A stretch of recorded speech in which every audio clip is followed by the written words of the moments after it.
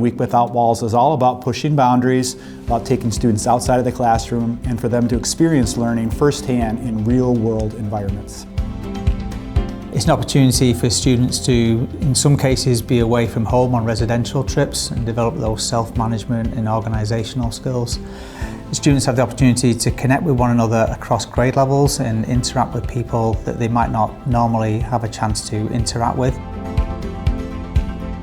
I've been on the Cook Like a Chef for a number of years, and it's always a really great experience for all the students. They have to plan and chop and cook 10 portions of food that we then deliver to Chetnik, which is an organization that helps single mothers.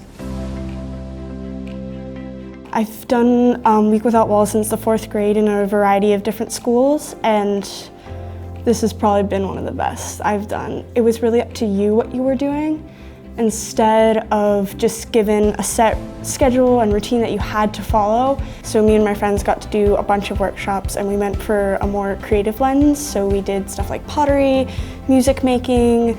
We even got to create our own journals, which was really nice.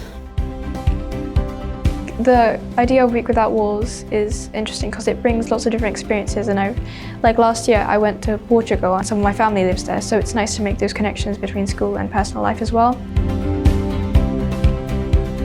I think it's great that it's at the beginning of the year because it means that if you're a new student, you kind of can get to know new people, and it's fun to get out of school for a while, but you're still with the people that you know.